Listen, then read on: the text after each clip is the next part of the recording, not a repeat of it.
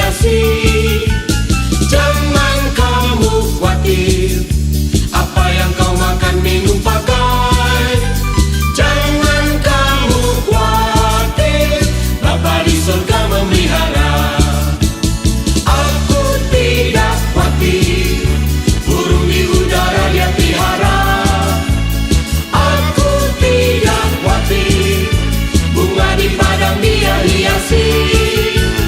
Aku tidak khawatir apa yang ku makan, minum, pakai.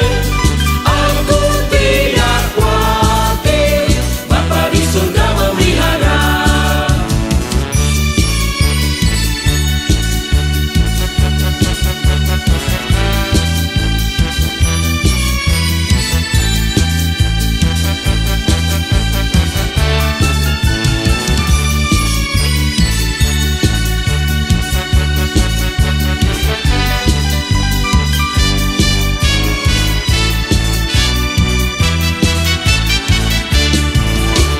Jangan kamu khawatir, burung di udara Dia pelihara.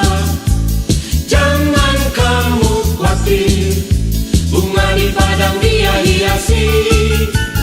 Jangan kamu khawatir apa yang kau makan, minum, pakai. Jangan kamu khawatir, Bapa di surga memelihara. Aku tidak khawatir, burung di udara Dia pelihara. Aku tidak khawatir, bunga di padang Dia hiasi. Aku tidak khawatir apa yang ku makan, minum, pakai. Aku tidak khawatir, Bapa di surga memelihara. Aku tidak khawatir, Bapa di surga memelihara. Aku tidak khawatir, Bapa di surga memelihara. Selamat pagi Ibu Bapak dan Saudara yang dikasihi Tuhan. Kembali kita berjumpa di persekutuan doa pada saat ini. Dan kita akan bersama-sama mengucap syukur atas kasih karunia yang Tuhan limpahkan dalam kehidupan kita. Tetapi juga sekaligus kembali belajar memahami akan karya dan kehendak-Nya melalui sebagian kecil firman Tuhan. Oleh sebab itu saya mengajak kita semua mari datang kepada Tuhan di dalam doa. Sebelum kita bersama-sama mempelajari firman Tuhan, kita berdoa. Semalam Kau menyelimuti kami dengan kasih-Mu ya Tuhan. Engkau yang menghindarkan kami dari berbagai macam mara bahaya. Engkau menjadikan kami tenang dan boleh tidur dengan baik malam tadi. Pagi hari Engkau membangunkan kami dengan kekuatan baru, dengan kesegaran, dengan kesehatan, sehingga kami siap untuk memulai setiap aktivitas kehidupan yang Engkau percayakan di dalam kehidupan kami. Kami juga Engkau percaya untuk mempertanggungjawabkan kehidupan ini ke dalam genggaman tangan kuasa Tuhan. Mengucap syukur atas setiap berkat nikmat karunia yang senantiasa tercurah dalam kehidupan kami. Mengucap syukur atas kehidupan baru, mengucap syukur atas hari baru, mengucap syukur atas kebersamaan dengan orang-orang yang kami kasihi, mengucap syukur atas setiap berkat yang kami terima dan kami rasakan. Bapa di dalam surga, pagi hari ini selain mengucap syukur atas berbagai macam kesempatan dan waktu berkat Tuhan yang begitu melimpah, kami juga hendak kembali belajar memahami akan karya dan kehendak Tuhan melalui sebagian kecil firman Tuhan. Biarlah Engkau sendiri yang membuka mata batin kami, telinga pemikiran kehidupan kami tertuju kepada firman itu. Sedangkan hamba-Mu yang hendak menyampaikan firman pun Engkau akan pakai mulut, bibir, lidah, dan pemikirannya untuk boleh berkata-kata sesuai dengan kehendak Tuhan sendiri. Inilah bakti kami, inilah persekutuan kami. Kami serahkan waktu ini sepenuhnya dari awal hingga sampai akhir ke dalam tangan kuasa-Mu.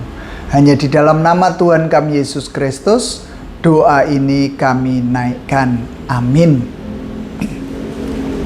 Ya Ibu Bapak dan Saudara yang dikasih Tuhan, pagi hari ini kita hendak bersama-sama belajar dari Lukas 12. Lukas 12 ayatnya yang ke-22 sampai 31.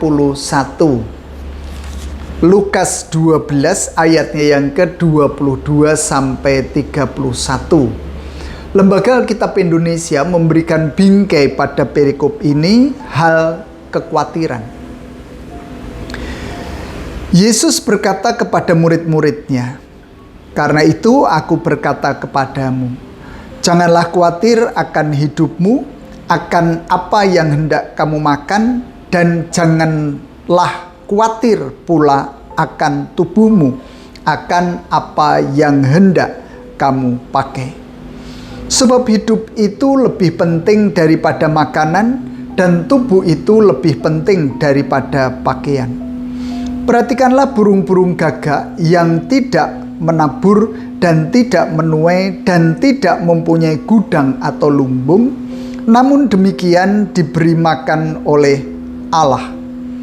Betapa jauhnya kamu melebihi burung-burung itu. Siapakah di antara kamu yang karena kekhawatirannya dapat menambahkan sehasta pada jalan hidupnya? Jadi jikalau kamu tidak sanggup membuat barang yang paling kecil, mengapa kamu khawatir akan hal-hal lain?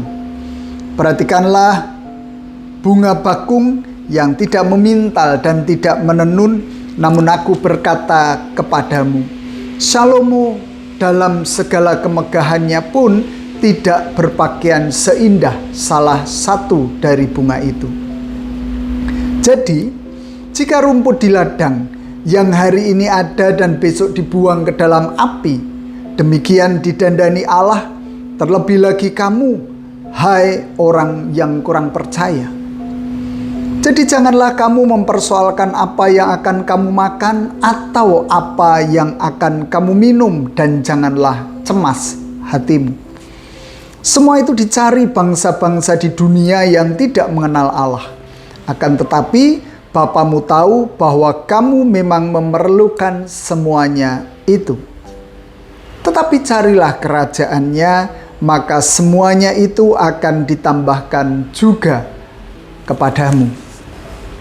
Demikian pembacaan saya, dan yang berbahagia tentu kita semua yang mau mendengar, memelihara firman Tuhan, bahkan melakukan dengan setia dalam kehidupan sehari-hari.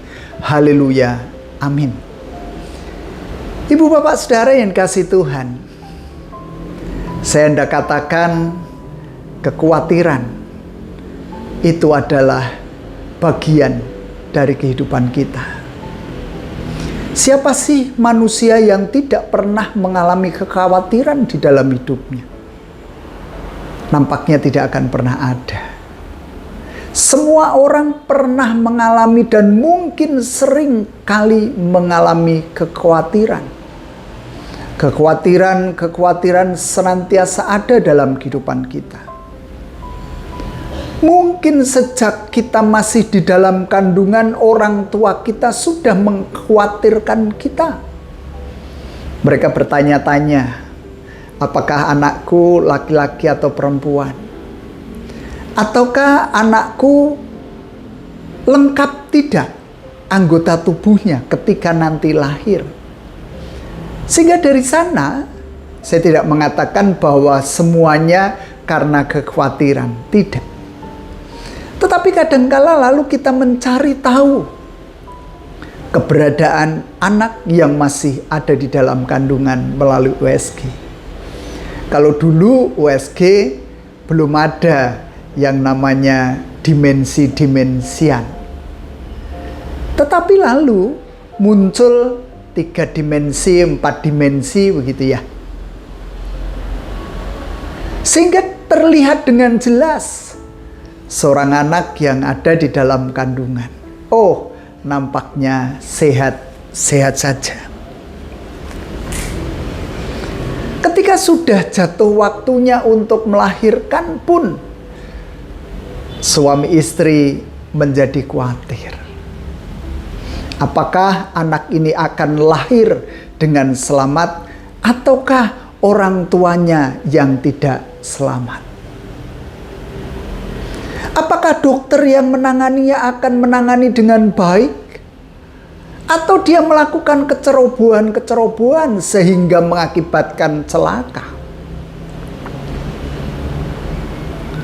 Saya sempat melihat berita, misalnya, ketika anak-anak sudah tumbuh, ada seorang anak umur 2 tahun keluar dari rumahnya di sebuah pengkolan dekat rumah, itu perumahan.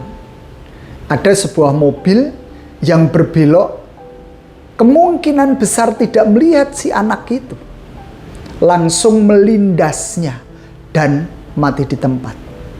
Sang sopir tidak mengetahui bahwa di situ ada anak.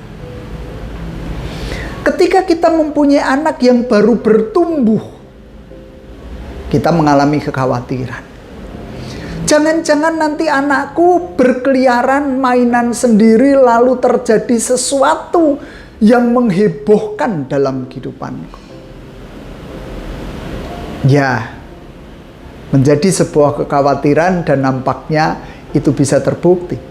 Ketika tanpa pengawasan orang tua, sang anak yang baru berusia 2 tahun keluar dari rumah lalu akhirnya meninggal. Sehingga lalu dicari-cari nih kesalahan siapa. Kesalahan si sopir yang ceroboh atau orang tuanya yang membiarkan si anak ini berkeliaran sendiri tanpa mengunci pintu atau pintunya bahkan terbuka. Sehingga seorang anak kecil yang mungkin masih dalam tahap pencarian mengalami celaka. Ketika seorang anak lalu belajar, bukankah orang tua juga merasakan kekhawatiran? Bisakah anakku mengikuti pembelajaran? Bisakah anakku mengerjakan tugas-tugasnya dengan baik? Bisakah anakku lulus dengan nilai yang baik? Ketika anak-anak sudah beranjak dewasa lalu dia tinggal di luar kota, kita pun sebagai orang tua juga merasakan kekhawatiran. Bagaimana kondisi mereka di sana? Apakah kopen? Apakah sudah makan? Apakah bisa menjaga kesehatannya? Apakah terpengaruh dengan gangster-gangster yang sekarang ini mulai bermunculan kembali? Dengan munculnya Vina sebelum 7 hari. Orang lalu dibuat heboh lagi gitu loh. Engko gek-gek neng kono anakku ketemu karo gangster, geng motor, dipukuli, mati gitu kan. Bukan hanya itu, COVID-19 juga sempat menghebohkan dunia dan membuat banyak orang mengalami kekhawatiran. Jangan-jangan kalau ada kebaktian nanti tertular, nanti banyak jemaat yang sakit, nanti akhirnya gereja dipusingkan dengan banyak orang yang meninggal gara-gara COVID. Bahkan hingga sampai sekarang, saudara. Ada banyak orang yang mengalami kekhawatiran ketika batuk pilek. Apakah aku harus ke gereja? Ataukah aku harus di rumah? Ataukah aku harus memakai masker? Ataukah masker itu harus aku lepas? Sampai-sampai ada seorang jemaat yang keluar dari gedung gereja setelah selesai ibadah, lalu mengatakan, saya tidak salaman ya karena saya baru batuk pilek. Beliau mengkhawatirkan kita yang diajak salaman, jangan-jangan nanti ketika aku salaman, yang aku ajak salaman lalu menjadi batuk pilek, padahal beliau sudah memakai masker. Kita mengalami kekhawatiran ketika beranjak menjadi tua. Betul ya? Ketika jalan kita sudah tergopoh-gopoh, ketika kita sudah tidak mau makan lagi, ketika kita harus diet karena gula darah kita selalu tinggi, ketika kulit-kulit kita sudah mulai mengalami pengeriputan, ketika tulang-tulang kita sudah mulai mengalami pengeroposan, ketika rambut kita sudah mulai memutih, semua hal dikhawatirkan, saudara. Sehingga ketika kita dijerat kekhawatiran, ya sudah. Yang terjadi dalam kehidupan kita adalah ketakutan, dan ketakutan.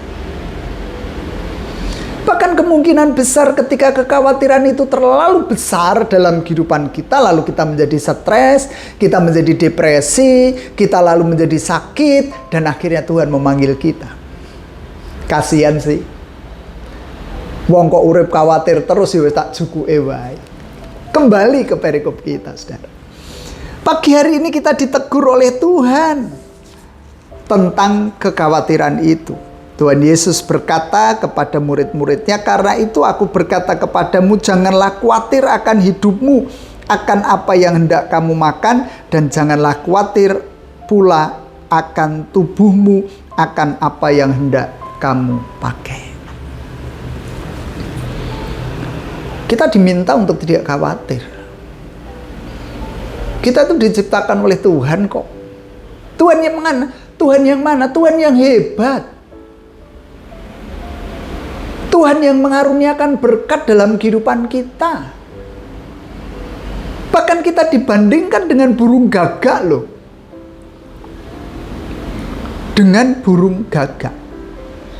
Di ayatnya yang ke-24, perhatikanlah burung-burung gagak yang tidak menabur dan tidak menuai dan tidak mempunyai gudang atau lumbung, namun demikian diberi makan oleh Bapa, oleh Allah. Betapa jauhnya kamu melebihi burung-burung itu.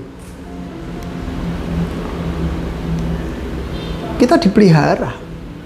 Wong burung saja dipelihara. Oke. Kita katakan bahwa burung gagak juga berusaha. Iya, kan dia tidak diam saja. Walaupun dia tidak menabur, dia tidak menanam, tetapi dia berusaha keras untuk mencari makanan itu. Dia tidak berdiam diri saja.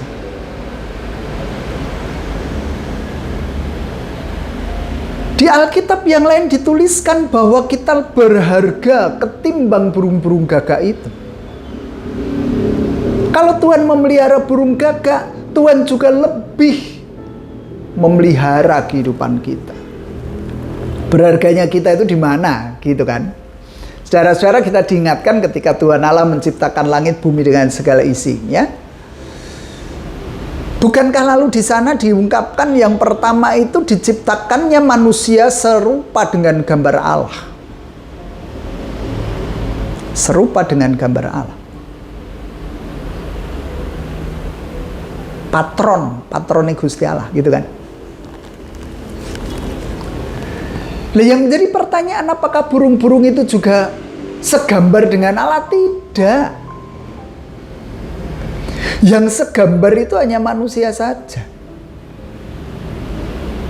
Lalu yang kedua, berharganya kita ketika Allah menciptakan burung-burung gagak itu hanya sekedar berfirman, jadilah burung, jadilah ikan, jadilah binatang yang lain.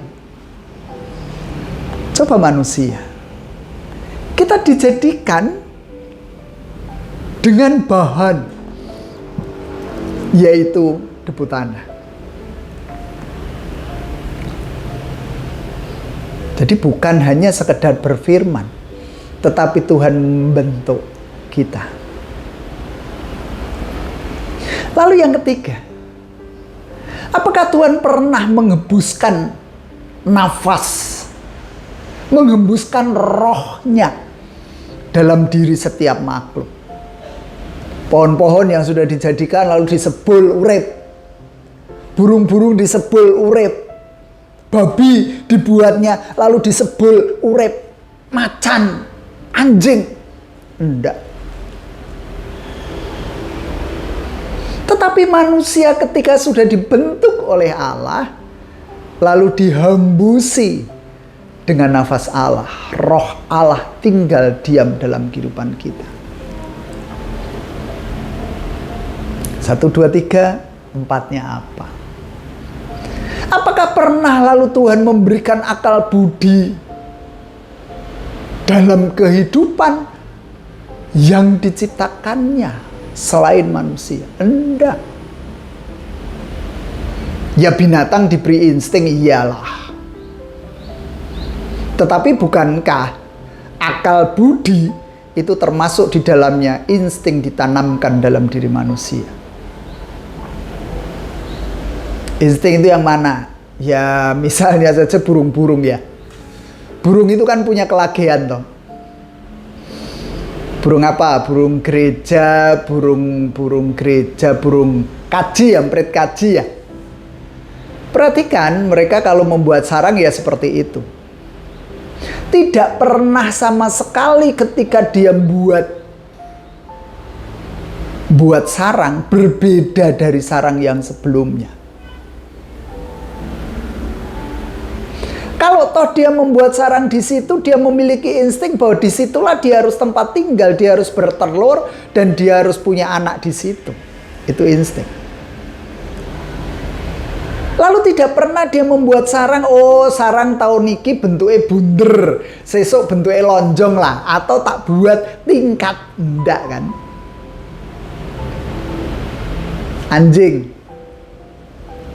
Anjing itu keluyuran kemana-mana bisa kembali ke tempatnya karena dia memiliki insting.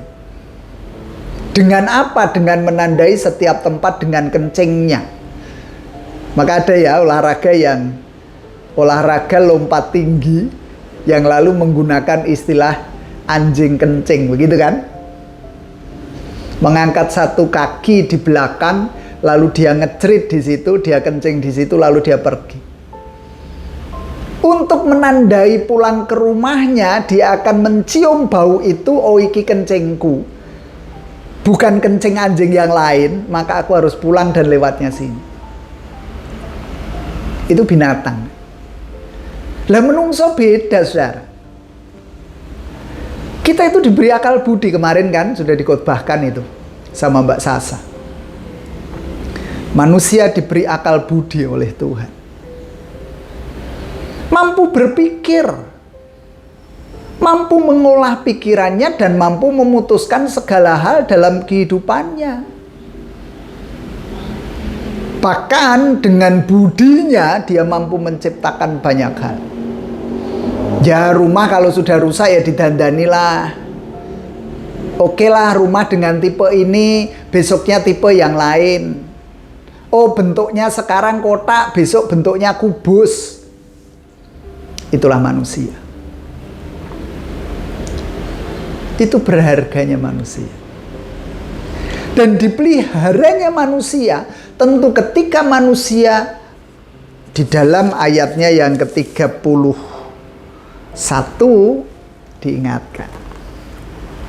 Asal gitulah ya istilahnya. Kita dipelihara dan terus menganggap diri berharga. Tetapi carilah kerajaannya, maka semuanya itu akan ditambahkan juga kepadamu. Kita diminta untuk mencari kerajaannya dulu. Menikmati kerajaannya, rindu akan kerajaannya, memahami akan kehendak di dalam kerajaan itu. Sehingga ketika kita sudah mencari kerajaannya, mencari kehendaknya, mencari hadiratnya, sebenarnya tidak perlu kita mengalami kekhawatiran yang berlebihan tentu saja. Karena saya mengatakan kok tidak ada ya manusia yang tidak khawatir. Iyalah, oke, tidak ada. Tetapi jangan kekhawatiran itu berlebihan.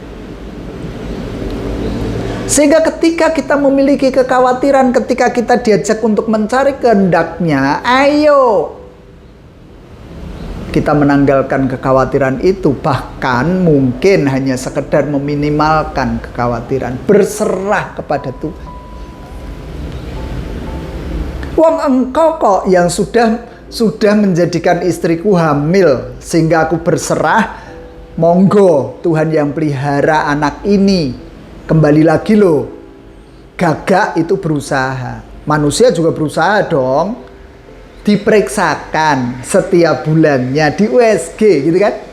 USG untuk saat ini bukan berkaitan dengan kekhawatiran, tetapi dengan perhatian, mencari kehendak Tuhan tadi. Diperiksakan. Oh, ternyata aman-aman saja. Oke. Ketika anak sudah lahir, kita tidak lalu membiarkan begitu saja. Kita menyerahkan anak yang lahir ke dalam genggaman tangan kuasa Tuhan, menyerahkan utuh. Tetapi kembali lagi, seperti gagak dia juga berusaha. Manusia pun berusaha menjaga dengan baik si anak. Ada tahapan-tahapan. Kalau kita mengunci pintu bukan hanya karena kekhawatiran, tetapi menjaga juga supaya anak ini tidak keluar sembarangan. Itu menjaganya kan gitu loh. Yang tadi loh, mencari kehendak Tuhan tadi. Dijaga. Karena ini anak kepunyaan Tuhan. Ketika dia belajar juga diserahkan kepada Tuhan. Tetapi juga tidak dibiarkan begitu saja. Diwehi HP wis mongso borong monggo. Wong iki sudah pemberian Tuhan. Bukan seperti itu, ada batasan-batasannya. Kalau memang tenaga kesehatan mengatakan tidak boleh lebih dari 8 jam anak memegang HP, ya itulah yang mencari kehendak Tuhan, berusaha supaya anak ini terjaga baik kondisinya. Ketika anak sudah berada di luar kota, tidak lalu dibiarkan begitu saja, tetapi juga dicek, kan begitu toh. Bukan karena kekhawatirannya, tetapi juga berusaha supaya Allah berkarya dalam kehidupannya, sehingga perlu juga pengamatan. Sudah makan? Bukan karena khawatir loh ya, tetapi karena menjaga tadi, berusaha untuk berbuat baik. Sudah pergi ke gereja? Sudahkah menerima berkat Tuhan?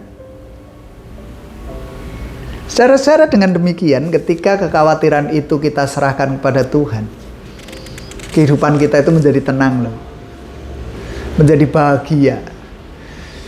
Orang mengatakan akan awet muda begitu ya, walaupun sudah tua tetapi awet muda juga. Ngopo ndak khawatir, wong Gusti Allah wis ngatur. Ya kembali lagi, saya harus mengatakan bagaimana kehidupan Mas Wiwi yang menjadi bagian dari kehidupan kita.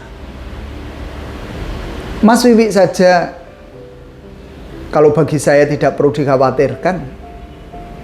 Piye yo Mas Wiwi engko apa ning sing ngowehi mangan? Oh, jangan khawatir Saudara. Banyak orang yang memperhatikan dia. Dan dia bisa makan. Bahkan dia tidak pernah khawatir ketika makanan itu sudah ada di tong sampah, lalu dia pungut dengan mengatakan eman-eman, ije iso dipangan. Sehingga dia tidak mengalami sakit penyakit. Ya saya tidak mengatakan ayo bareng-bareng kaya Mas Wiwi, enggak juga. Tuhan sudah memberikan tubuh bagi kita, memberikan kehidupan bagi kita yang berbeda dengan Mas Wiwi. Kalau Mas Wiwi bisa mengelola kehidupannya dengan baik dalam tanda kutip, kita mestinya lebih lagi bisa mengelola kehidupan dengan baik. Sehingga mampu meminimalkan, menyerahkan semua kekhawatiran kita kepada Tuhan. Supaya apa? Supaya hidup kita tenang, turune angler, bahagia gitu ya. Rambut putih ya wis ben, wong nyati wis umure 55 kok. Arep ireng terus. Lah kuwi keriput, ayo wis ben. Wong nyati wis tuwa, wis wektune. Ha mangan wis ora enak, lah ya wis ben wong biyen ya wis tau mangan enak. Asal Tuhan menyertai sepanjang kehidupan kita. Ayo kita berusaha, kita berjuang. Penyertaan Tuhan nyata bagi kita. Amin. Satu untuk kita.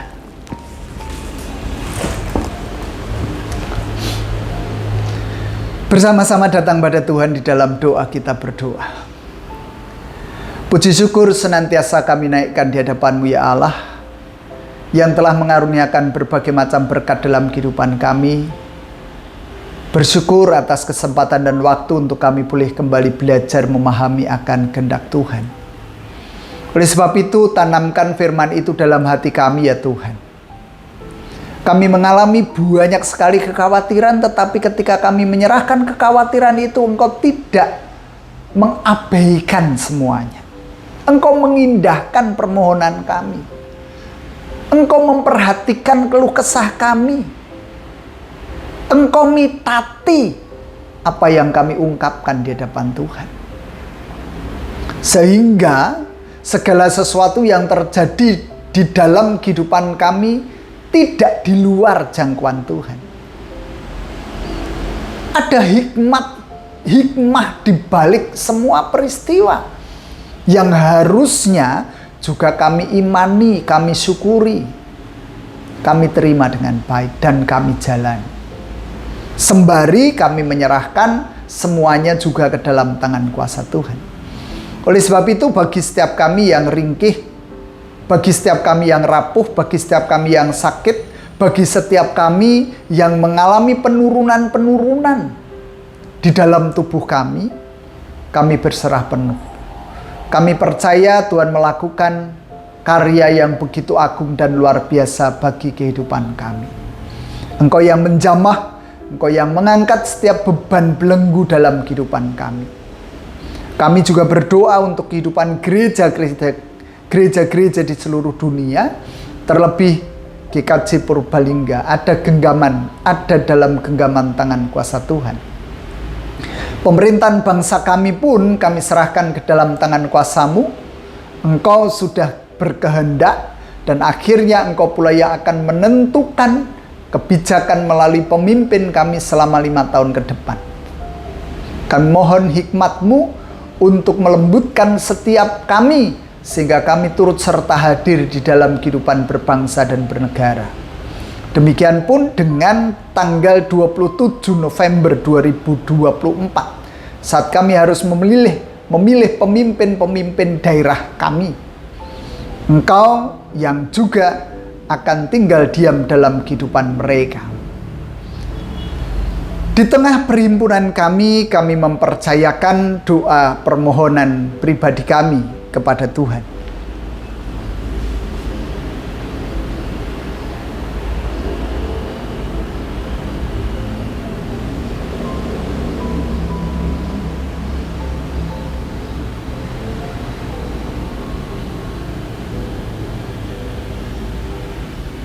Sadar betul akan keberadaan kehidupan kami yang senantiasa membuat Tuhan kecewa. Sadar betul akan kesalahan, pelanggaran, dosa di hadapan Tuhan. Biarlah Tuhan memberikan pengampunan.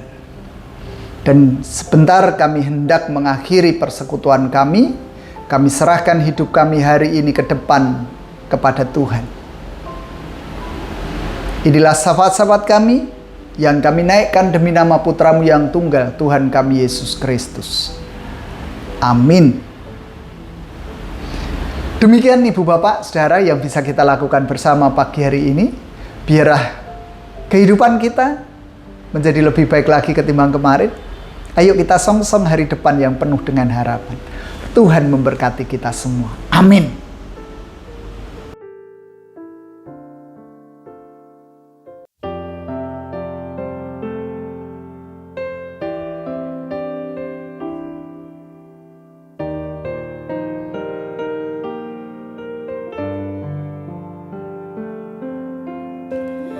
Musim akan selalu berganti, kasih Tuhan tetap abadi,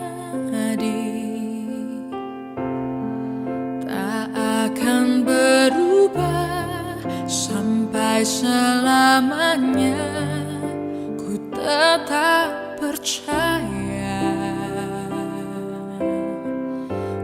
yakin Tuhan memberkati, ku yakin Tuhan melindungi.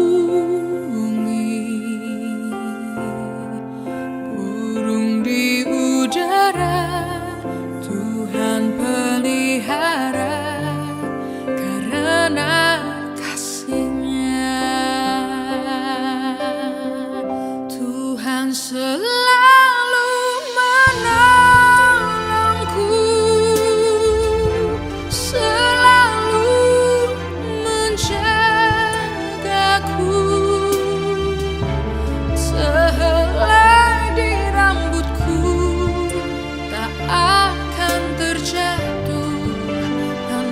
这一句